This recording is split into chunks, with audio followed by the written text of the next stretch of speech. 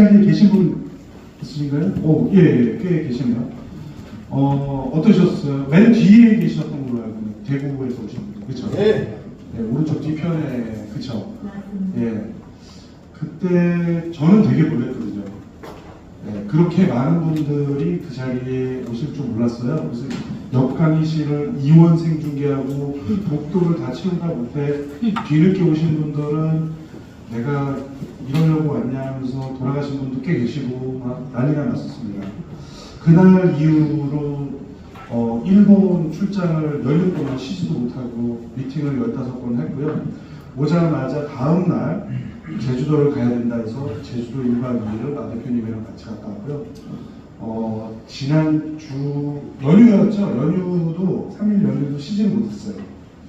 그리고 주중에도 정신이 없었고 오늘 대전에서 10시 반에 사슬 기술 설명 그리고 저희 서울랩스 사업 모델 설명을 드리고 이게 1시 47분에 동대구역 도착 예정인데 저희 잘못이 아니라 코레일 측의 잘못으로 5분을 지연 도착하더라고요.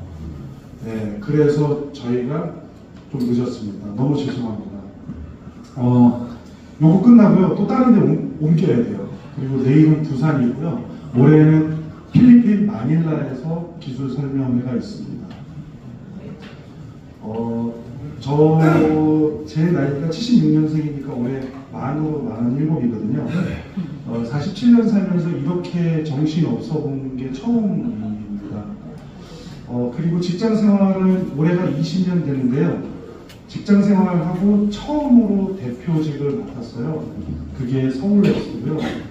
뒤에 서울랩스가 어떤 일을 하는지, 어떤 사업 모델인지 설명드리겠지만 사슬 덕분에 정말 눈코 뜰 새 없이 바쁜 나날을 보내는 것 같습니다.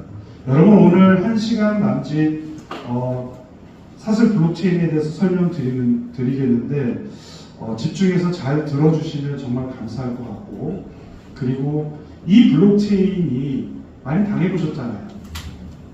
많이 당해보셨죠? 네. 이 사슬은 이미 완성되어 있는 미래 기술입니다. 그래서 명확하게 기술만 바라보고 투자를 결정하시기를 말씀드리고요. 아까 전에 오전에도 그런 얘기했지만 저는 7년 전에 약 7년 전에 저희 어머니가 지금도 믿고 계시는 원코인에 투자를 하셨어요. 제가 이 업계에 2020년도에 들어왔는데 저는 가상자산 금융 쪽 일을 해왔습니다. 저희 어머니가 3천만 원을 그때 당시에 비트코인에 투자를 하지 않으시고 원코인에 투자를 하시는데 지금도 원코인이 비트코인 이상 갈 거라고 믿고 계시더라고요. 그렇게 뜯어 말렸던 아들이 이제는 여러분들 앞에서 사슬 투자하십시오 라고 말씀드리는 자리가 됐어요. 그동안 저는 변한 건 없습니다. 변한 건 없어요. 예. 변한 건 없습니다. 근데 합리적인 투자를 하셔라. 이때까지 많이 들어보시겠지만 파일코인도 그렇고 러버스도 있었고요. 알레로도 있고 다양한 워너비, 대전이 본사인 워너비도 있고요. 투자를 해보셨던 분들은 제가 말씀드리니까 끄덕끄덕 하시네요. 여기 앞에 사장님들 좀 사연이 있으신가 봐요. 네. 그런데 지금 말씀드린 지금 앞전에 말씀드린 프로젝트는 제가 알고 말씀드린 게 아니라 제가 이 기술 설명회 때 자꾸 제가 얘기하는데 내가 워너비에 어디에 원코인에 막 말씀을 해주셔서 제가 알게 된 거예요. 네. 그래서 제가 어디서 들은 건 여기에서 들었다라고 보시면 될 것 같아요. 이런 설명의 자리에서 들었다고 보시면 될 것 같습니다. 근본적인 차이가 있다는 것을 뒤에 설명을 드리도록 하겠습니다. 거의 다 오신 것 같은데요. 일단 제가 여기 대구센터의 첫 인상을 먼저 말씀을 드리고 넘어가야 될 것 같다는 생각이 들어요. 여러 군데 강의를 했죠. 사실 기술 설명회를 했습니다. 일본도 그랬고요. 제주도, 지난주 제주도도 그렇고, 대전, 광주 여러 군데 다녀왔습니다. 근데 가장 뜨겁고 가장 열정적인 것 같아요. 이거는 팩트입니다. 이건 사실이에요. 박수. 오늘 여기 대구 이 자리에서 정말 큰 일이 벌어질 것 같다라는 그런 느낌이 듭니다. 저는 이렇게 앞에서 설명하는 사람은 아닙니다. 저는 20년 동안 사업기획 쪽에 있었어요. 제 첫 직장은 뒤에 양력이 나와 있지만 하나투어예요. 하나투어에서 여행이 좋아서 하나투어 들어갔는데 여행 많이 시켜줄 줄 알았는데 사업기획하라고 해서 그때부터 20년 동안 사업기획, 사업개발, 사업제휴 쪽으로 일을 했습니다. 블록체인 업계에 들어오니까 마찬가지로 사업기획 쪽을 이렇게 계속 했던 것 같습니다. 이렇게 나와가지고 이렇게 어르신들 보시고 우리 사업자님들 보시고 이렇게 말씀드리고 이런 거는 되게 어색하거든요. 진행이 매끄럽지 않더라도 너른 양해 부탁드리겠습니다. 네. 시작하겠습니다. 사슬 심볼이고요. 체인이에요. 영어로 체인이라고 하죠. 순 우리말로 그걸 사슬이라고 불러요. 네. 순 우리말의 블록체인은 이제까지 한국 프로젝트들도 클레이트, 카카오의 그 클레이튼도 순 우리말을 쓰지는 않더라고요. 이상한 카이튼 뭐 이런 멋있어 보이는 기술도 없으면서 그런 걸 쓰더라고요. 근데 한국인, 토종 한국인, 한국대학교를 나온 중퇴한 이정우 대표가 기술 가지고 장난치고 싶지 않다. 그래서 그동안 다양하게 테스트넷, 알레오처럼 테스트넷 오픈해가지고 팔고 이런 것도 아니고 아예 만들어 놓고 이제 아예 만들어 놓고 이때부터 이제 시작이 된 건데 이정우 대표는 뼛속 깊이 개발자예요. 개발만 알아요. 찾지 말아달래요. 개발하고 싶으니까. 개발할 시간이 모자르다. 이런 친구가 이정우 대표인데 거의가 아니라 그 소위 말하는 천재죠. 천재예요. 뒤에 보시면 이 친구가 개발한 기술을 보시면 천재일 수밖에 없습니다. 이더리움을 개발한 비탈보다도 훨씬 더 뛰어난 친구라고 볼 수밖에 없습니다. 그 정도로 대단한 기술인을 오늘 이 자리에서 설명드리도록 하겠습니다. 이정우 대표에 대해서 잠깐 설명드릴게요. 항상 우스갯소리를 부르는데 우리나라 교육제도 현실을 그대로 말씀드리자면 이정우 대표는 중졸이에요. 여러분은 중졸이 만든 코인을 투자할 건지 말 건지 오늘 이 자리에서 고민하는 자리입니다. 근데 카이스트 수리과학과? 아까 제가 말씀드렸죠. 수리과학과, 수학과예요. 수학을 엄청 좋아하는 친구인데 이 친구가 한 학기 남겨놓고 중퇴를 해요.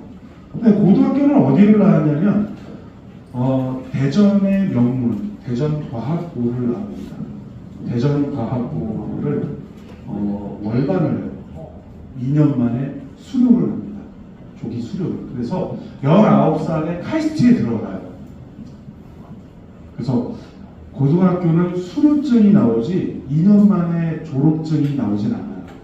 우리나라 교육제도가 그렇습니다. 근데 아까 제가 말씀드렸죠. 수리과학과를 한 학기 남겨놓고 중퇴했다고 했잖아요. 그러면은 공식적인 졸업장은 뭐가 있어요?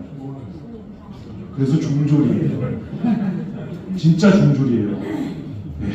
그거를 제가 얘기한 게 아니라 우리 이정우 대표가 자기는 공식적으로 중졸이래요. 네.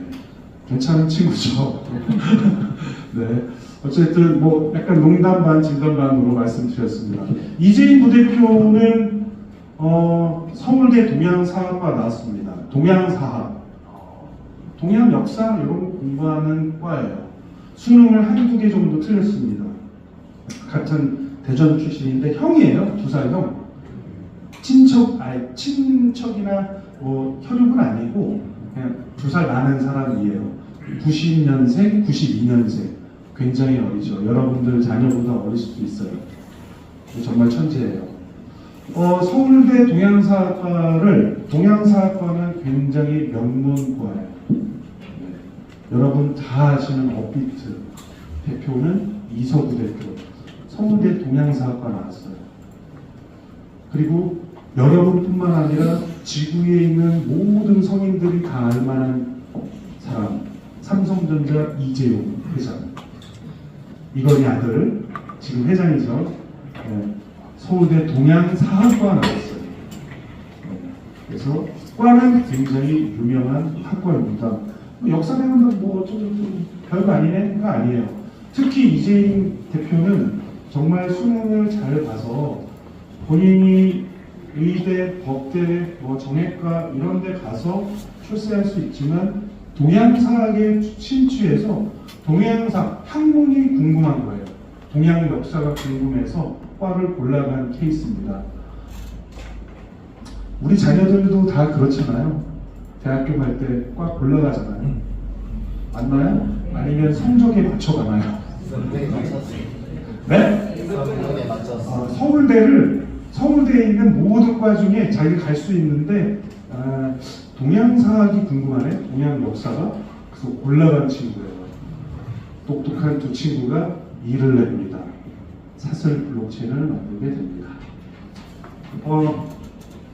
그 추석 바로 전에 9월 21일 날 요 장표에 제가 뭐라고 썼냐면 9월 19일 날 바로 이틀 전이었겠죠. 21일 날 우리가 강남에서 기술 설명회를 했잖아요. 계신 분들 아시죠? 네.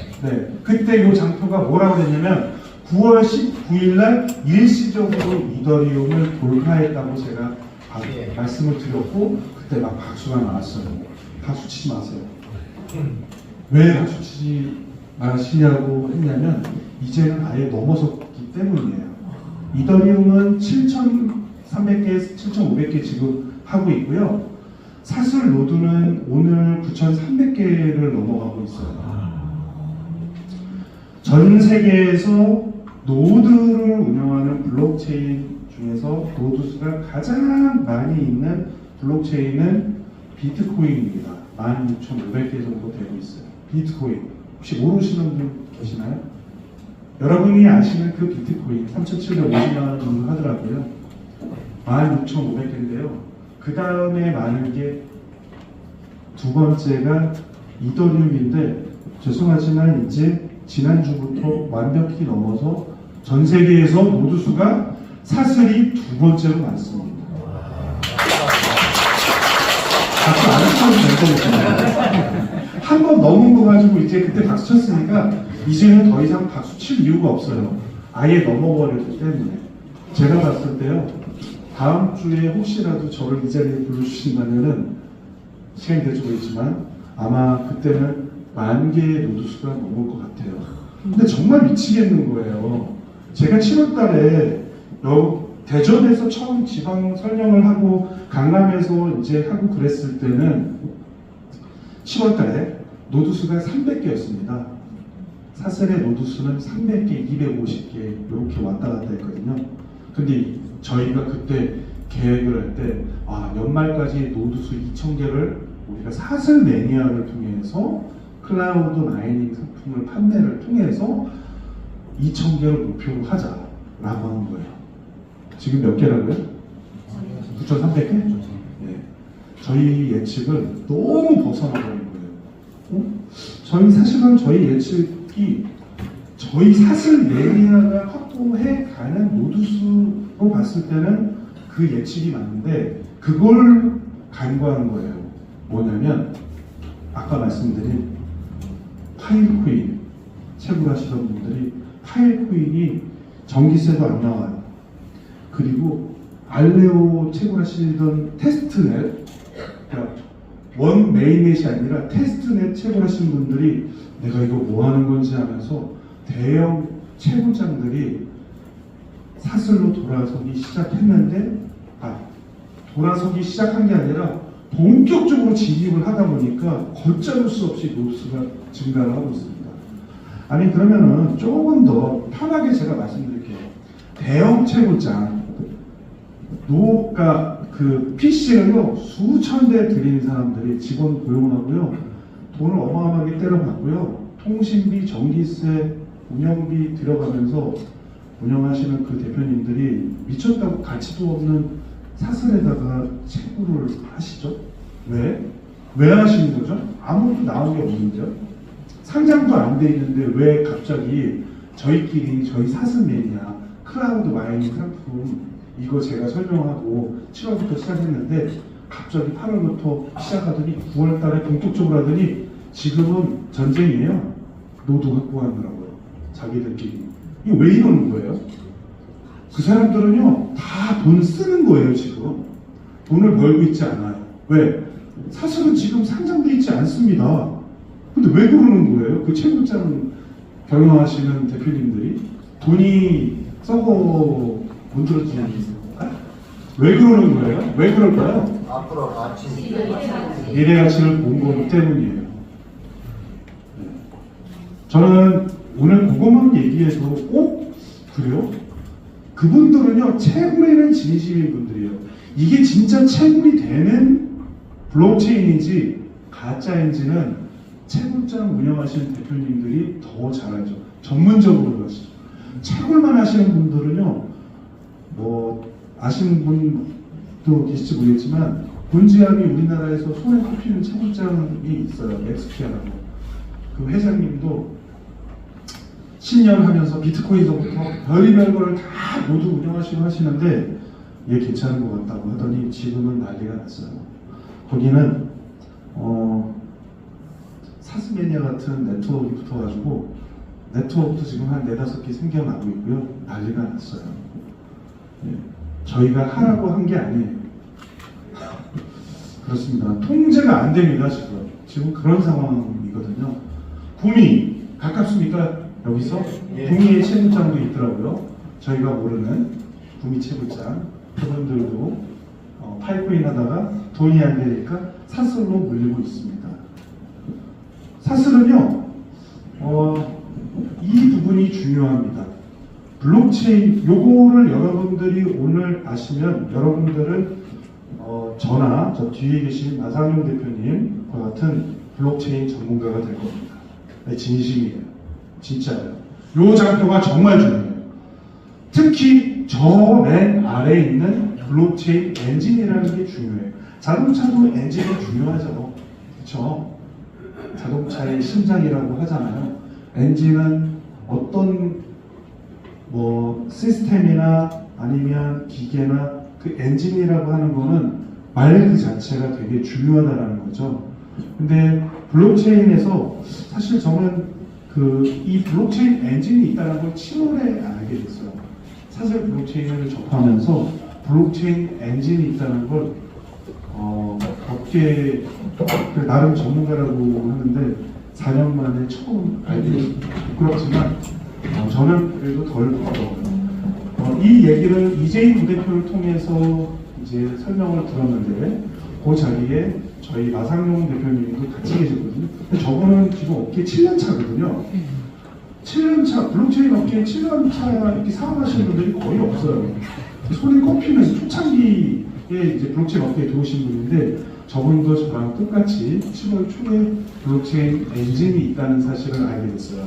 저보다는 저희 마 대표님이 더 쪽팔릴 것 같아요. 자, 그런데 여러분들은 불과 3개월 만에 오늘 블록체인 엔진이 존재한다는 걸 아시게 됐잖아요. 그렇죠? 그럼 이 개념을 이해하시게 된다면 저랑 마 대표님이랑 몇 개월 차이 난다? 불과 3개월밖에 차이가 안 나는 거예요. 그리고 더 블록체인 업계에 종사하는 많은 젊은 친구들도 이게 있다는 사실을 몰라요. 그 친구들한테 가르쳐 주셔야 돼요. 이제는. 괜찮죠? 여러분들은 오늘 이 시간부터 블록체인 전문가가 되는 거예요. 혹시라도 사슬 블록체인 이후에 다른 누군가가 이 자리에서 여러분들한테 블록체인에 투자하십시오, 너무 좋습니다 하면 여러분들이 되물으실 수 있는 거예요. 이제부터 어떻게? 엔진 누가 개발한 거야? 니네가 자체 개발한 거야? 라고 물어보시면 돼요. 그러면 둘 중에 하나예요. 자체 개발 또는 남의 거 쓰는 거예요. 남의 거 갖다가 쓰는 거는 기술력이 자체 개발보다는 다소 떨어지죠. 뒤에 설명드리도록 하겠습니다. 그만큼 엔진은 중요하고요. 비트코인도 엔진 위에 비트코인 메인넷이 있는 거예요. 이더리움 메인넷, 이더리움 엔진 위에 이더리움 메인넷이 있는 거예요. 이해되시나요? 네. 그래서 이 엔진이 단순하고 아주 간단하게 작게 만들어지면 그 위에 메인넷도 당연히 따라서 기능이 작고 단순한 거예요. 그 위에 올릴 수 있는 D 앱이라는 것도 서비스거든요. 여러분들 핸드폰에 다 있는 서비스들, 네이버, 카카오, 뭐 은행 같은 앱 있잖아요. 앱.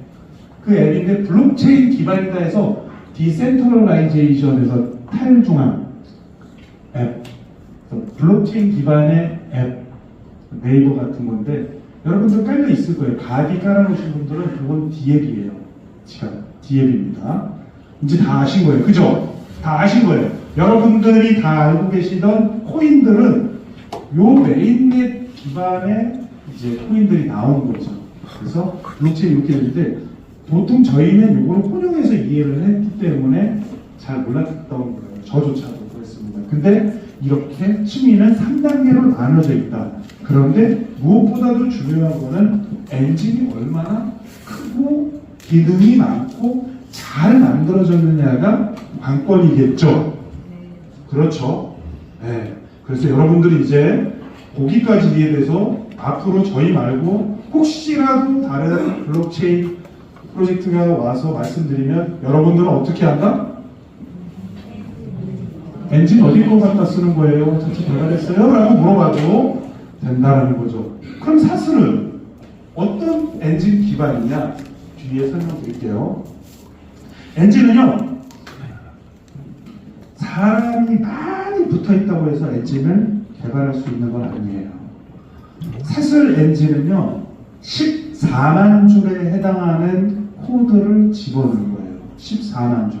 그걸 누가 처음부터 한 땀 한 땀 스크립트를 짰냐면, 코딩을 했냐면, 이정우 본인이 한 땀 한 땀 장애인 정신으로 14만 줄을 다 짜가지고 했는데, 여기에서 코드가, 명령어가 조금이라도 달라지잖아요? 그러면은 쉽게 엔진이 오류가 나거나 멈추거나 잘못됩니다. 뒤에 설명드릴 거예요. 그만큼 엔진을 개발하는 게 쉬울까요? 어려울까요? 어려워요. 그래서 한 명이 이거를 쭉 파야 돼요. 누가? 천재다. 개발에 미친놈이. 죄송합니다. 이 정도는 그렇게 표현하면 안 되는데. 자, 사토시 나카모토라는 개인이 비트코인 엔진을 프로그래밍합니다. 한 명이서. 비탈릭 부테린이 2015년도에 이더리움 엔진을 코딩을 해가지고 만듭니다. 다 개인이 만드는 거죠. 그러면 이제 삼성 SDS, 잡코리아나 산하민에 들어가면 임직원, 종업원 수를 확인하실 수 있어요. 1,500명인가 1,1,500명이 되거든요. 삼성 SDS 임직원, 블록체인 사업부는 2,000명 정도 돼요. 진심이죠. 그 2,000명이 넥스레저를 개발합니다. 언제부터? 2017년부터. 넥스레저는 아까 블록체인 층위에서 뭐라고 보시면 돼요? 네? 앱이요? 아니요. 메인넷. 여기는 엔진 뭘로 썼냐? 뒤에 나오지만 하이퍼레저를 씁니다. 하이퍼레저 엔진. LG 시리스 하이퍼레저 엔진, KT 하이퍼레저 엔진. 얘네는 기가체인, 모나체인, 엑스레저라는 메인넷을 만들었는데 엔진 말고 할 수 있는 용량은 안 돼요. 2,000명이 달라붙어도요 엔진을 만들 수가 없어요. 왠지 아세요? 코딩 하시는 개발자분들은 잘 아세요. 이거를 너는 여기서부터 여기까지 짜. 난 여기서부터 여기까지 짤게. 이 주거니 받거니 엔진은 그렇게 할 수 있는 자체가 안 돼요. 본인이 머릿속에 다 설계하고 그거를 본인이 한 땀 한 땀 만들어야 되는 거예요. 그걸 누가 만들었다고요? 한국인 개발자 이정우가 사슴을 만듭니다. 대단하죠. 뒤에 또 나오지만 이게 얼마나 대단한지 나오지만 여러분들이 왜 영어 쓰고 막 외국인이 좋고 막 이런 게 있잖아요. 저도 좀 그런 게 있는데 이정우 대표는 그런 것들을 부정하면서 이름도 사슬로 짓고 하는 거죠. 블록체인 엔진 여러분들이 많이 들어보시고 많이 하셨을 텐데 이제까지 지구상에 전 세계에 나와 있는 우리 다 배운 우리 이제 전문가니까 블록체인 엔진은 정말 많을 것 같지만 세상에는 단 7개밖에 없습니다. 그 안에 사슬이 들어가요. 이 자체만으로도 사슬 블록체인은 어마어마한 가치가 있다고 저는 감히 말씀드릴 수 있습니다. 7개 안에 들어간다. 전 세계. 근데 그 안에 비트코인이 최초예요. 죄송합니다만 지금 제 배터리가 있고 잠시만요.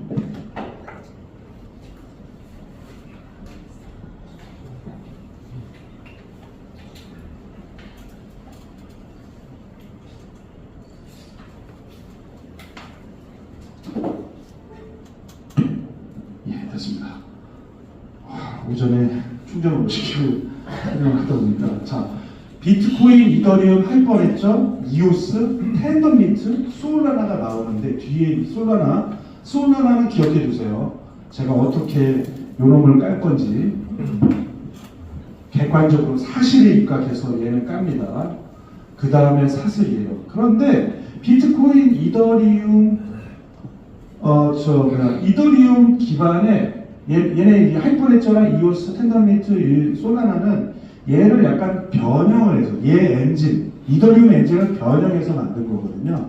결국에 자체 개발 언어로 본인이 한 땀 한 땀 만든 건 솔직히 말씀드리면 비트코인, 이더리움, 사슬밖에 없어요. 업계 전문가들은 그렇게 평가를 합니다. 그래서 얘를 모르니까 전문가들이 대부분 전 세계 전문가들이 이거 두 개를 인정하는 거죠. 그래서 얘네들의 가치도 뭐 몇 조씩 되지만 얘네 둘이가 가장 큰 가치를 인정받는 거죠. 거기에다가 또 중요한 건 블록체인이라는 게 나온 건요. 블록체인은 개방성, 더 중요하게 그 철학을 어필하는 건 탈중앙화. 중앙화되어 있지 않고 다 나눠져 있다는 거예요. 그래서 하나만 속인다고 해서 이게 다 넘어오는 게 아니라는 거예요. 위변조가 불가하다는 게 우리가 소위 말하는 블록체인의 어떤 장점 중에 하나잖아요. 그래서 그 탈중앙화의 가치를 잘 가지고 가야 되는 게 블록체인이거든요. 그래서 누구나 노드를 운영할 수 있고 누구나 그 말은 즉슨 체크를 할 수 있어야 된다는 거죠. 비트코인은요 누구나 다 체크를 하실 수 있어요. 제가 허가해야 된다고 해서 체크할 수 있는 게 아니에요. 아까 말씀드렸던 폴리곤이나 또는 솔라나나 뭐 이런 것들은 허가를 받아서 하는 거예요. 위임을 받는다고 하죠. 재단으로부터. 사슬은요 이 맥북에서도 노드가 될 수 있고 채굴이 가능해요. 사슬은요 되게 친환경적입니다. 그 여러분들 아시는 파이코인, 러보스, 알레오, 이더리움, 비트코인은 그 GPU라고 해서 그래픽 카드가 필요해요. 그래픽 카드 엄청 비싸요. 그래픽 카드가 이 2021년도 같은 경우는 이 그래픽 카드 가격이 몇 배 이상 올라가죠. 왜? 채굴을 해야 되니까. 그래픽 카드는요 발열이 심해요. 전기를 엄청 잡아먹어요. 사슬 채굴 방식은 그래픽 카드가 필요가 없어요. 그래서 전기가 그렇게 많이 들어가지 않습니다. 근데 가정에서 채굴하시는 분도 굉장히 많아요. 가정에서. 왜? 전기 많이 안 잡아먹거든요. 가정에 우리 자녀들 게임 좋아하는, 우리 아들도 게임 좋아하는데 게임 좋아하는 자녀들 게임 틀어놓고 막 하잖아요. 그 전기 많이 먹죠. 왜? 게임할 때 그래픽카드 들어가거든요. 그거보다 덜 먹는 거예요. 얘는 그래픽카드가 필요가 없으니까. 괜찮죠? 그게 이제 탈중앙화의 최고 방식 중에 하나인데, 탈중앙화된 것으로 보자면 비트코인, 이더리움, 사슬밖에 없어요. 누구든지 채굴 가능하죠. 근데 안타깝게도 아니면 우리한테 기회인 게 뭐냐면 작년에 이더리움이 채굴 방식에서 지분 증명 방식으로 넘어갔어요. 여기 대구에 유명한 인플루언서가 한 분 있어요. 채굴TV라고 운영하시는 분이 대구 사람이거든요. 이 친구가 이더리움으로 큰 돈을 벌었거든요. 대구 사람이에요. 저도 직접 만나고 통화도 했는데 그 친구도 이제 이더리움으로 떼돈을 벌었는데 지금은 장비를 다 팔았다고 하더라고요. 왜? 지분 증명 방식이라 가지고 채굴을 안 해요. 이제 채굴을 할 수가 없는 구조로 넘어가죠. 잠깐. 그러면 얘네는 아류작이니까 빼는 거고 얘는 너무 잘 나가는 녀석인데 방식 알고리즘을 바꿨어요. 그러면 지금 뭐만 남아요? 이제 조금씩 감이 오시죠? 흥분이 되나요? 이건 사실이에요. 사실 기반으로 말씀드린 겁니다. 이더리움이 작년에 지분증명으로 넘어간 건 기사 찾아보시면 다 알고요. 지분증명으로 넘어갔다는 자체는요, 탈중앙화를 표방하다가 전기세니 ESG 경영 뭐 이런 것 때문에 전 세계적으로 지탄을 많이 받았어요. 비탈릭이. 그래서 제가 고민하는 게 뭐냐면 자꾸 중앙화를 하는 거죠. 또는 이더리움은요, 여러분들 보내보셔서 아실지 모르겠지만 그 전송하는데 그 전송 완료되는 시점까지 보통 90초 정도 걸리거든요. 90초 정도 걸리는 거 오케이, 뭐 이더리움 기반으로 또 이더리움 가치가 높으니까 90초 정도는 뭐 괜찮아. 근데 90초를 걸리는데 여기 밑에 보니까 식당이 하나 있어요. 여러분들 백반 한 그릇 드시면은 점심에 백반 드시면 한 10,000원 내잖아요. 10대로. 근데 이제 이더리움 기반의 결제 수단이 나왔단 말이에요. 결제 서비스, DM이 나왔어요. 그래서 여러분들이 이제 카드 긁듯이 이더리움 기반으로 카드를 결제해야 되니까 10,000원을 긁습니다. 그러면 아까 말씀드렸죠. 이더리움은 전송 완료되는데 몇 초 걸리냐면 90초. 그러면 90초 후에 영수증이 찌직찌직 하고 올라오는 거예요. 90초 동안 기다리실 수 있죠? 기다리실 수 있어요? 아니요. 우리는 한국인이에요. 여러분, 한국인이라니까요? 우리 뭐든지 어때요? 90초를 기다리신다고요? 스님 걸어놓고요. 화장실 가서 소변 보시고 손 닦고 손 말리고 나오면 시간이 90초 정도 지나가죠.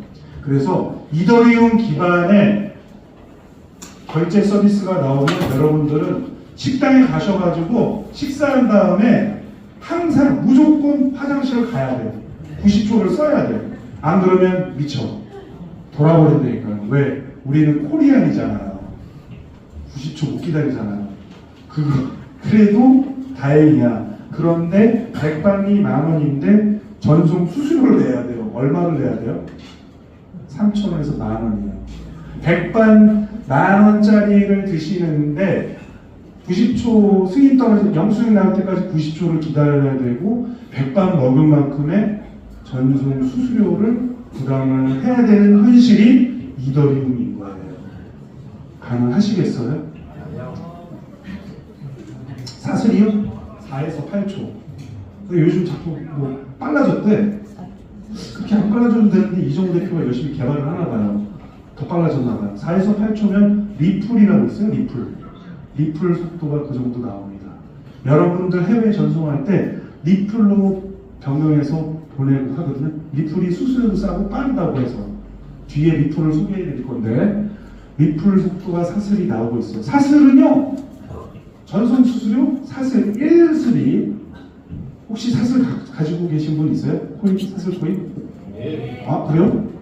1슬이 1,000만 원이 갔을 때 수수료가 7원 정도 합니다. 지금은 얼마야? 지금 가치가 없잖아요. 상장이 안 돼 있잖아요. 거래가 안 되잖아요. 얼마나 좋아요. 수수료가 의미가 없을 정도로 저렴하죠. 그럼 사슬 기반으로 결제 서비스를 해요. 4에서 8초 기다릴만 하십니까? 에이, 정말? 못 기다리죠. 이정호 대표는 내 손이 안 찬다. 사슬 블록체인은 1초대로 내가 연말까지 만들겠다. 그러시지 마라. 이런 게 와서 좀 이렇게 얼굴도 내비치고 인사도 좀 하고 대외 활동 좀 하라고 하는데 그거는 장 대표님이 알아서 하시고요. 저는 제발 개발 좀 하게 가만 냅뒀으면 좋겠다. 개발자는요 모든 걸 다 잘할 거라고 여러분들이 생각하지만 그 친구 우리 이정우 대표는 블록체인만큼은 전 세계 탑이에요. 근데 마케팅은 몰라. 마케팅 몰라요. 서비스 기획, 사업 기획은 모릅니다. 그래서 저희가 서울랩스가 나온 거예요. 이따 뒤에 설명드리도록 하겠습니다. 자, 또 하나 중요한 거예요. 블록체인의 숙명. 여러분들 숙명이라는 표현은 어떤 때 쓰는 거예요?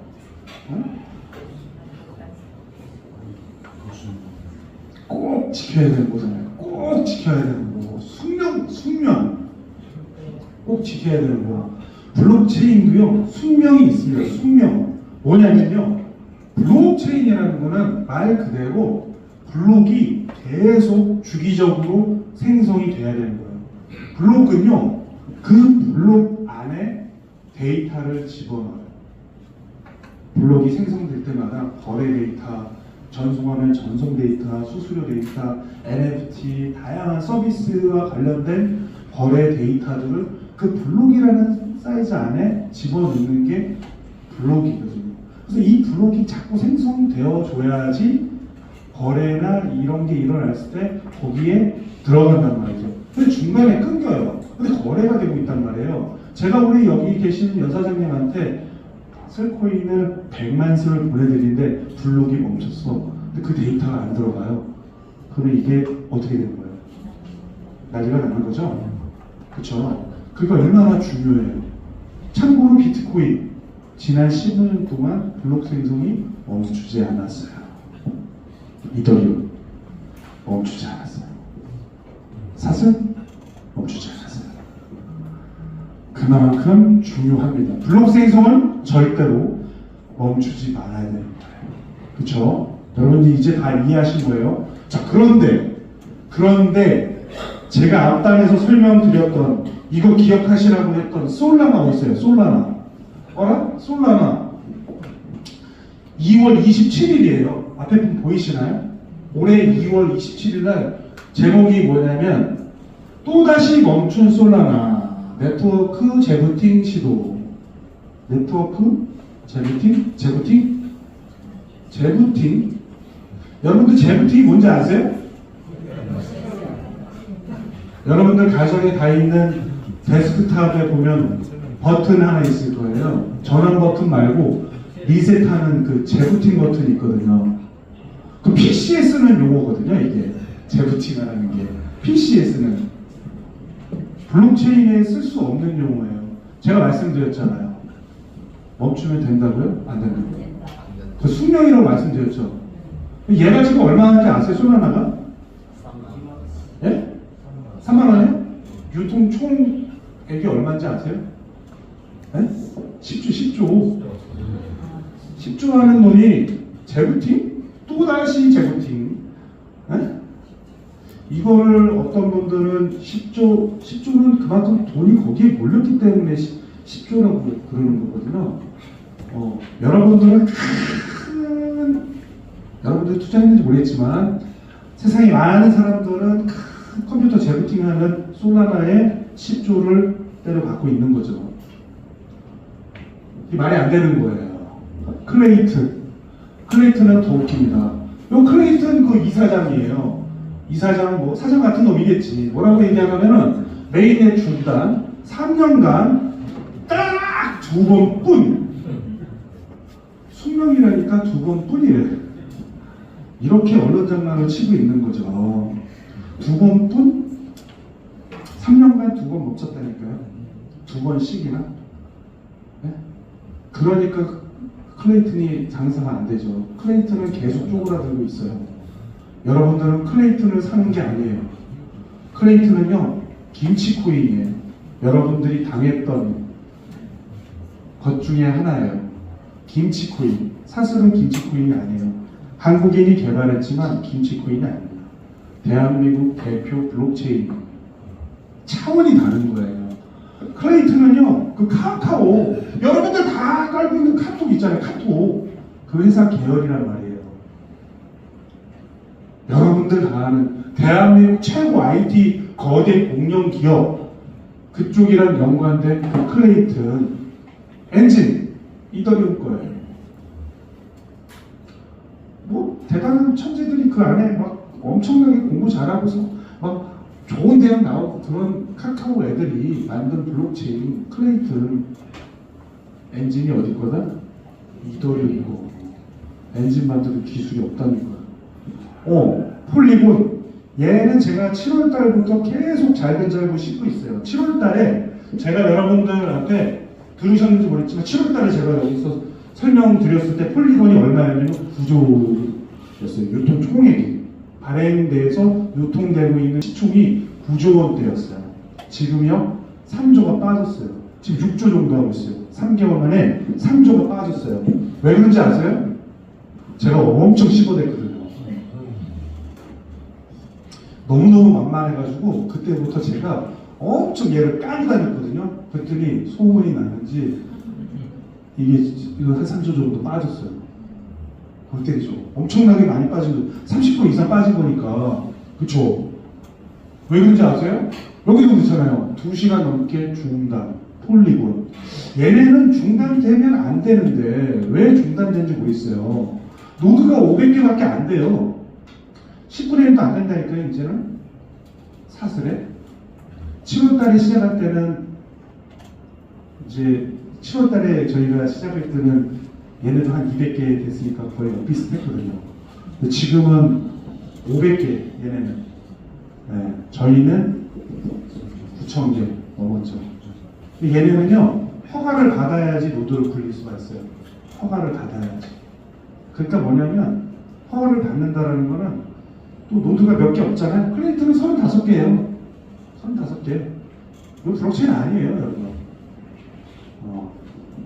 그리고 제가 뭐라고 그랬냐면 뒤에 나오지만 제휴 맺자, 기술 제휴 맺자 이런 기술이야. 근데 얘네들은 못 알아들어요. 얘랑 저 클레이튼의 부대표를 만났는데 못 알아듣습니다. 뒤에 잠깐 설명드릴게요. 자, 여러분들은 전화가 발전한다고 믿으세요? 전화기가 발전하고 있다고 믿으세요? 네. 믿을 게 아니라 뭐 발전하죠, 당연히. 발전해 왔잖아요. 그쵸? 유선전화 쓸 때도 여러분들은 별로 그렇게 뭐 어려움 없고 불편함 없었죠. 그런데 갑자기 2G 폰이 나와서 메시지도 보내고 전화를 걸어다니면서, 그쵸? 차 안에서도 하고 산 위에서도 하고 뭐 이렇게 너무 좋아졌어요. 이것도 불편함 없으셨잖아요. 그런데 어느 날 사과에 잡스라는 놈이 스티브 잡스라는 놈이 스마트폰을 가지고 인터넷도 되고요, MP3도 들을 수 있어요 라고 하면서 스마트폰을 딱 세상에 출시를 하잖아요. 그쵸? 그래서 여러분들은 꼭 필요하단 거야 하면서 전부 다 이거 다 끊고 일로 넘어갔나요? 위약금 내고? 아니죠. 어떻게? 더 이상 투지폰이 안 나오니까 핸드폰은 고장났어. 근데 이제 살 게 얘밖에 없고, 당연히 시대적인 흐름이었고요. 자, 그러나 반대로 여기 이제 많은 히토르랑 뭐 다양한 것들이 들어가야 되는데 이제 더 이상 나오질 않아. 여기 부품들이 나오지 않는다고요. 그래서 이제 여러분들은 이거는 이제 더 이상 쓰지 못하게 하고 투지폰으로 돌아가야 하는 상황이에요. 어떠실 것 같아요? 미쳐버리겠죠? 그게 상상이 안 가죠? 그렇죠? 기술은 진보를 하죠. 어떤 것이든 자동차도 옛날에 뭐죠? 스틱, 뭐 스틱에다가 요즘은 스틱 거의 없잖아요. 지금 다 자동 오토로 넘어가고 심지어 전기차까지 나와버렸으니까 계속 자동차도 진화를 하죠. 그런데 그러면 여러분들한테 블록체인은 진화를 안 할까요? 이더리움이 천년 만년 뭐 갑니까? 갈 거라고 생각하시나요? 왜요? 아니 전화는 진보하고 자동차도 진화하고 뭐도 진화하고 다 진화하거든요. 시계도 진화하고 뭐든지 다 진화하고 있잖아요. 네? 대부분 다 진화하고 있잖아요. 비트코인은 딱 멈출 것 같으세요? 저게 퍼펙트하니까 멈출 것 같으시냐고요? 저는 그렇게 생각하지 않거든요. 그리고 사슬을 뜯어보니까 이미 나와 있는 거예요. 3세대 블록체인이 이미 세상에 나와 있다니까요. 이렇게 좋은 기술이라서요. 우리 이렇게 만들 거예요. 어디가? 대표적으로 알레오가 그러고 있잖아요. 알레오 2월달부터 메인에 나온다고 했어요. 제가 5월달에 건대에 그 알레오 설명회 뭐 세미나 갔어요. 왜 갔냐면 그 알레오가 그 기술이 들어가요. JKP 영지식 증명 뭐 해가지고 그런 기술이 들어가거든요. 그 우리나라에서 영지식 증명으로 제일 권위 있는 교수님이 한양대 오연옥 교수님이고요. 지크립토라는 그 스타트업의 대표 겸직으로 계시는 분이에요. 그 박사과정 뭐 있는 애들이랑 같이 그런 스타트업을 했고 CES 2023인가 2023 올해 초에 아마 CES 미국에서 최대 그 가전박람회 거기에서 최우수상을 받은 기술팀이 바로 지크립토 그리고 그게 영지식 증명 기술인 거예요. 알레오가 그 기술이 있는데 알레오 마케팅 할 때 그분을 초대해가지고 설명을 한 거예요. 20분 정도 PT를. 저는 그분의 기술이 궁금해서 알레오가 뭔지도 모르고 그냥 간 거죠. 그분 때문에 간 거지. 근데 알레오가 그때 당시에 5월달에 저는 증인입니다. 분명히 그 자리에서 저한테 저희 300명 모아놓고 사람들한테 7월달에 메인에 나온다고 하더라고요. 7월달에 이제 사슬 시작하는데 이렇게 제가 만나면서 알레오 투자하셨다고 하셨는데 그 7월달에 나왔다는데 7월달에 나왔습니까? 했더니 8월로 밀렸어. 그래서 8월달에 제가 또 이렇게 사슬 기술 설명했는데 알레오 이제 나왔나 했더니 그 9월달로 밀렸다는 거예요. 그 9월달 그다음에는 12월로 밀렸대요. 근데 지난주에는 내년 1월로 밀렸대요. 알레오는 밀리는 메인이시네요. 네. 잘 모르겠습니다. 물론 좋은 기술이라서 투자 받고 뭐하고 그건 사실이라고 하는데 그건 그때 투자하시면 되고요. 지금은 이미 만들어진 거에 투자하시기를 그게 합리적인 투자 방법이 아니냐. 저는 그 말씀을 드리고 싶고요. 사슬은요. 아까 보여드렸던 또 말씀드렸던 거 외에도 정말 핵심적인 세 가지 기술이 있습니다. 첫 번째, 트릴레마를 극복했습니다. 두 번째, 분산 저장 시스템, 파일코인 하시는 분들 잘 아시는 IPFS 기능을 대체하고 있습니다.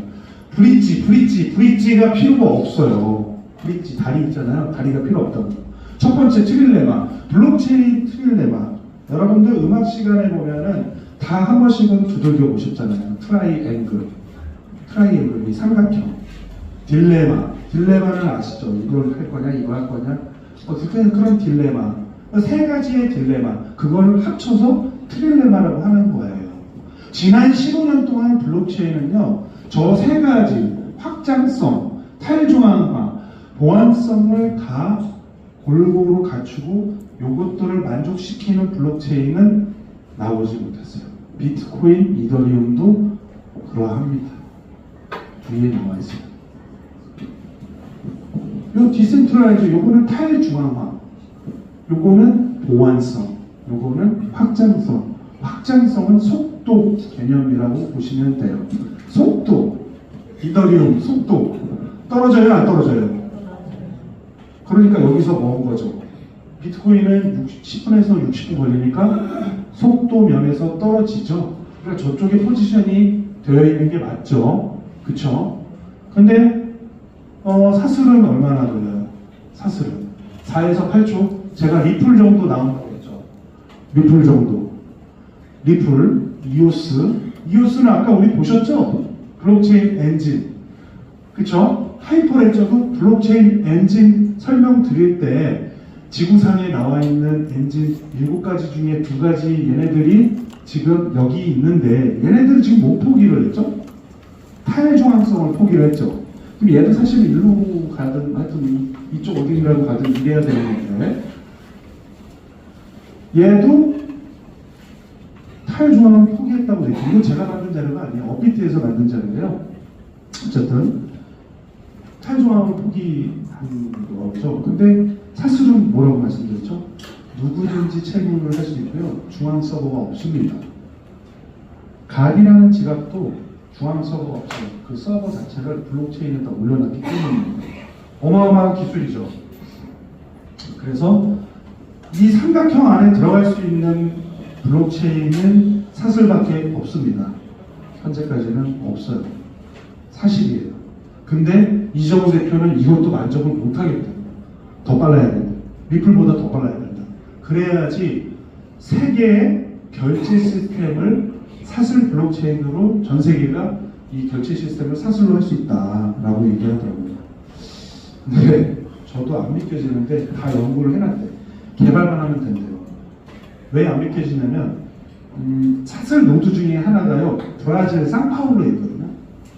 지도 보시면은 우리 그 익스플로러 보셔도 되고 지도를 보시면 한국의 지구 반대편에 있는 게 브라질 상파울로예요. 그래서 태평양의 해저 광 케이블로 다 연결돼 있잖아요. 얘가 그 광속으로 갔다 오는 물리적인 시간이 1초대거든요. 근데 이거를 그걸로 합의를 한다는 게, 근데 이게 웃긴 게 뭐냐면 노드가 9,000개면 9,000개라는 건 노드가 9,000개 이상이잖아요.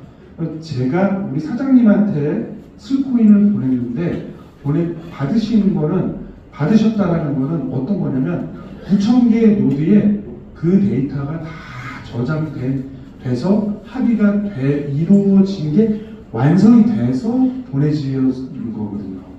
저한테 빠져있고 딱 받으시는 게 받았다는 게 그게 4에서 8천 건데 브라질 상파울로를 갔다 온다니까요. 가서 합의해줄래? 합의 받고 오는 거. 거기 노드에 보낸 사실 언제 누구 지갑에서 누구 지갑으로 얼마의 슬코인 이런 데이터가 있을 거 아닙니까? 그게 노드에 9,000개 싹 깔리고 전달하는 시간 자체가 2더는 90초. 8,000개밖에 안 되는데 7,000개밖에 안 되는데 90초씩이나 걸리고 거기다가 전송수수료 10,000원을 받아 먹고 있는 거고 사슬은 4에서 8초인데 다 합의. 이게 이렇게 만들 거가 아니라니까요. 죄송한데요. 만들 거가 아니라고요. 만들 것이다 계획이 아니라 만들어져 있다고요. 만들어져 있다고요. 지금 쓰고 계시다니까요. 완료가 된 거예요. 예, 그래서 제가 이렇게 힘있게 말씀드린 거예요. 저게 만들 거예요. 다 아니라니까요. 만들 거가 아닌 것 같아요. 예전에 만들었어요. 신기하죠? 대단하죠? 이걸 한국 사람들이 만든 거예요. 사슬, 우리말로 만든 거죠. 두 번째, 분산 저장 기술 IPFS는요, NFT랑 뗄 수가 없어요. 여러분들 NFT 들어보시잖아요. 들어보셨죠? 예. 대체 불가 토큰 뭐 이렇게 하는데 작년 재작년 엄청 유행을 했습니다.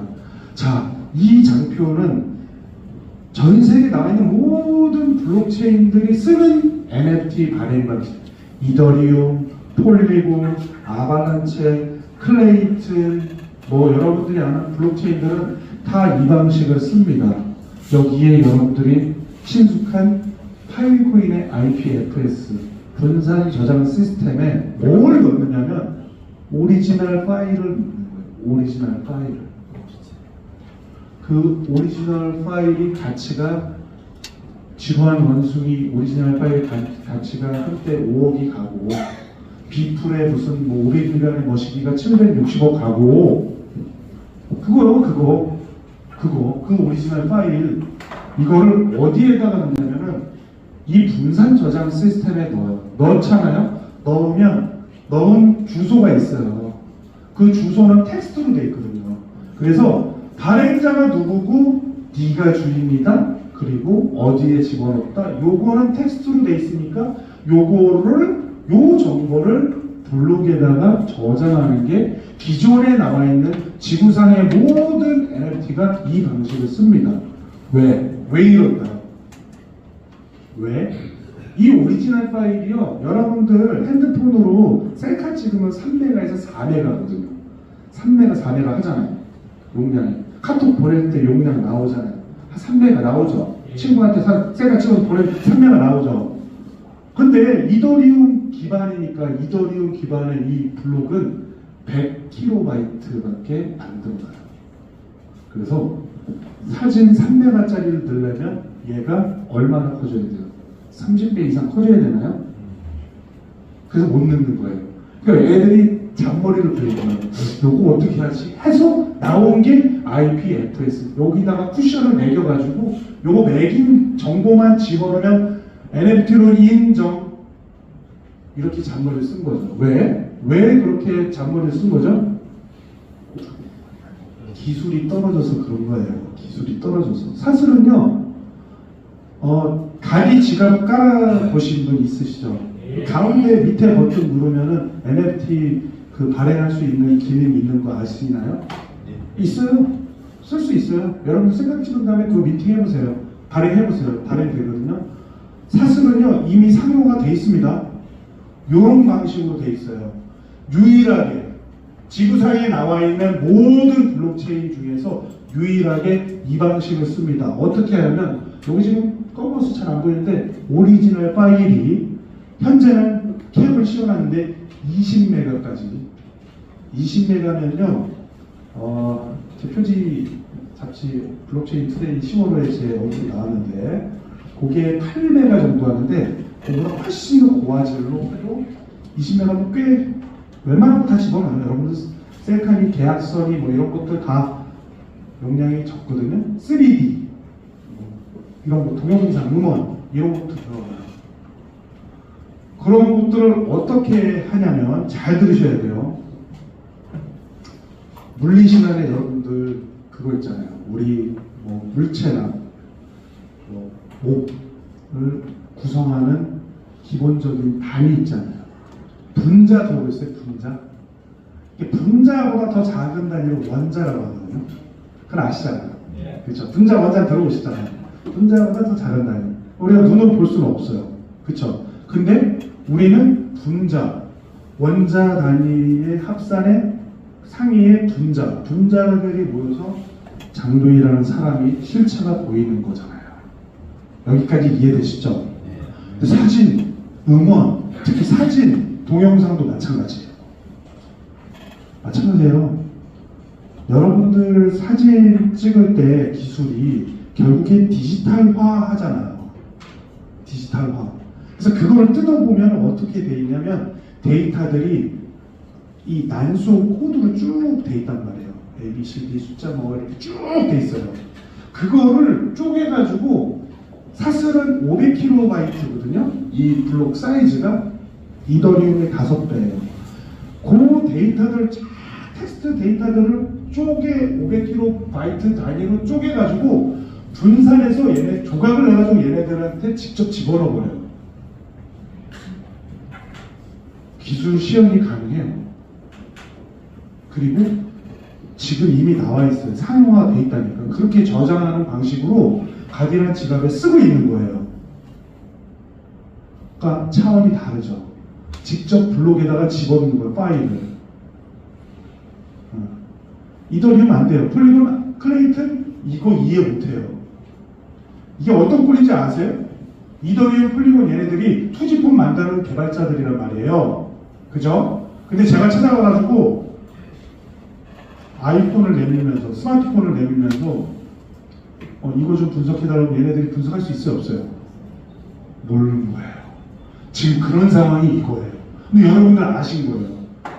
예, 고급 전문가가 돼가고 있습니다, 여러분들. 자, 웹3, 웹 3.0을 많이 들으셨는데요. 진정한 의미에, 그리고 진정으로 웹3 시대를 열어가는 기술은 저는 오직 사슬 블록체인밖에 없다고 확신합니다.